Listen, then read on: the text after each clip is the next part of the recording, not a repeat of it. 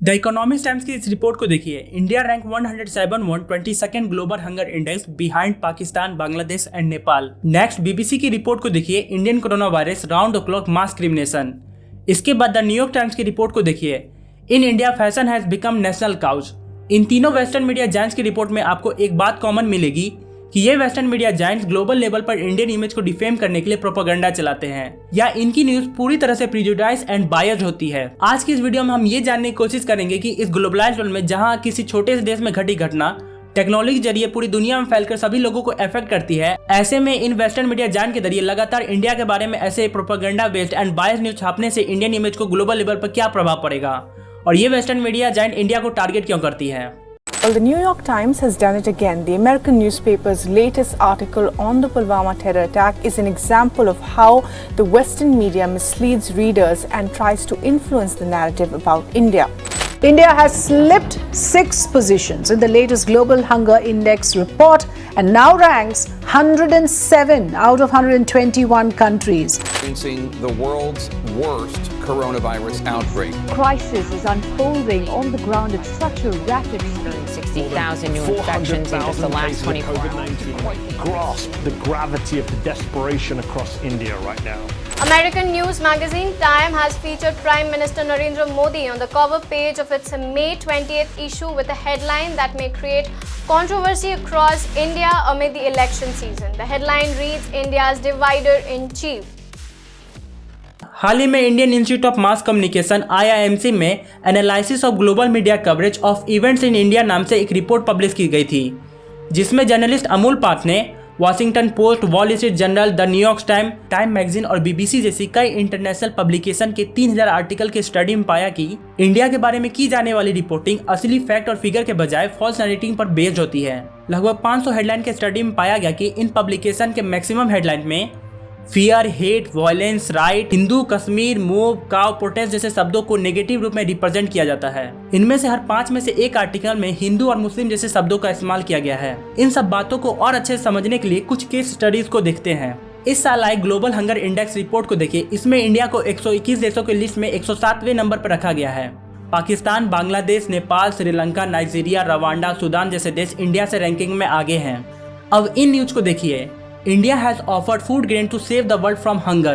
India starts supplying rice to Sri Lanka in first major food aid.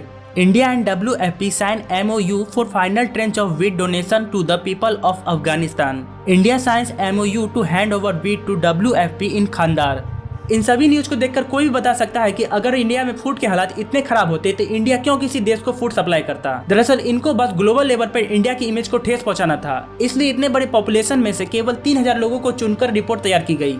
अब next case study को देखते हैं। Corona virus pandemic के दौरान अप्रैल 2020 में बीबीसी द्वारा India corona virus round the clock mass cremation नाम से एक शॉर्ट स्टोरी पब्लिश की गई, जिसमें दिल्ली में हो रहे मास क्रिमिनेशन के दिल दहलाने वाले इमेज को दिखाया गया और कहा गया कि ये इमेज दिखाती है कि कैसे इंडिया 2 लाख लोगों की डेथ के साथ कोरोना वायरस की चपेट में झुलस रहा है।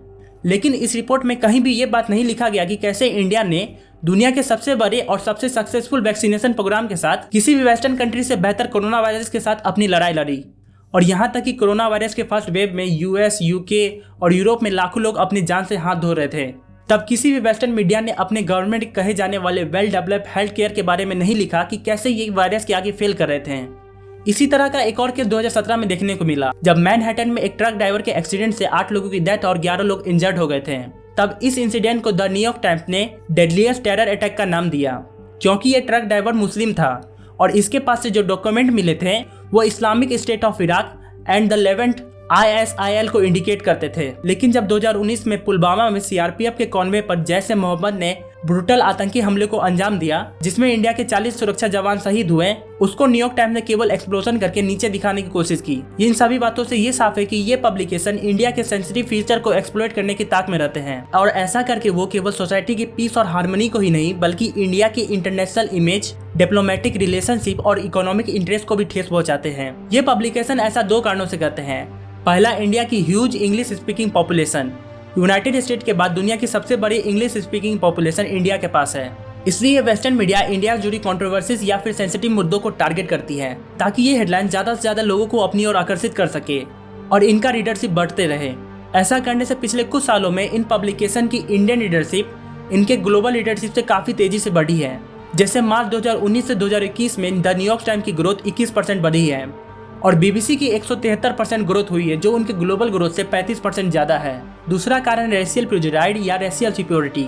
वेस्टर्न कंट्रीज को आज भी ये लगता है कि इनकी प्रॉब्लम पूरे वर्ल्ड की प्रॉब्लम है, या इन लोगों के जरिए ही पूरी दुनिया चलती है, या इन्फॉर्मेशन एंड टेक्नोलॉजी में ये पूरी दुनिया से आगे हैं। इसको एक एग्जाम्पल से समझते हैं। 2014 में इंडिया के मार्स ऑर्बिटल मिशन ने अपने ऑर्बिट में सक्सेसफुली लैंड करके एशिया की फर्स्ट ऐसी कंट्री बना जिसने मार्स पर लैंड किया हो, और पूरे वर्ल्ड की फर्स्ट ऐसी कंट्री बना जिसने अपने पहले अटेम्प्ट में ऐसा कर दिखाया हो। इंडिया ने ऐसा नासा मिशन के 1/10 बजट में कर दिखाया। लेकिन न्यूयॉर्क टाइम्स ने इंडिया को नीचे दिखाते हुए India's budget mission to Mars नाम से एक कार्टून पब्लिश किया, जिसमें इंडिया की इमेज को कैटल क्लास के रूप में दिखाया, जो so called western elite space club से मदद मांग रहा है। आप देख सकते हैं किस तरह ये कार्टून वेस्ट की रेशियल सिक्योरिटी को दिखा रहा है। इसी तरह CBS न्यूज ने रसिया यूक्रेन कॉन्फ्लिक्ट के बारे में कहा कि ये इराक या अफगानिस्तान नहीं है, ये एक सिविलाइज्ड यूरोपियन सिटी है। इनके हिसाब से वेस्टर्न कंट्रीज द्वारा इराक या अफगानिस्तान में किए गए कुकर्म सही थे। एट द एंड इस वीडियो का ये मतलब नहीं है कि हर बार ये पब्लिकेशन इंडिया के बारे में केवल गलत लिखते हैं। इस वीडियो का ये मतलब है कि इनके जरिए इंडिया के बारे में जो लिखा जाता है वो रेशियली बाइस्ड और अनजस्टिफाइड होता है, क्योंकि भारत दुनिया का सबसे बड़ा गणतंत्र और सभी धर्मों का घर है। ऐसे में देश में छोटे मोटे विवाद तो होते रहते हैं, लेकिन तब भी भारत धीरे धीरे परिश्रम करके आज वर्ल्ड की 5th लार्जेस्ट इकोनॉमी बन चुका है। इसलिए वेस्टर्न मीडिया को इंडिया के हर पहलू को बिना बायस्ड होकर दिखाना चाहिए। अगर ये वीडियो थोड़ी सी भी अच्छी लगी हो तो इस चैनल को लाइक शेयर एंड सब्सक्राइब जरूर कर लें। ऐसे ही और वीडियो चैनल पर आते रहेंगे। तब तक के लिए जय हिंद, जय भारत।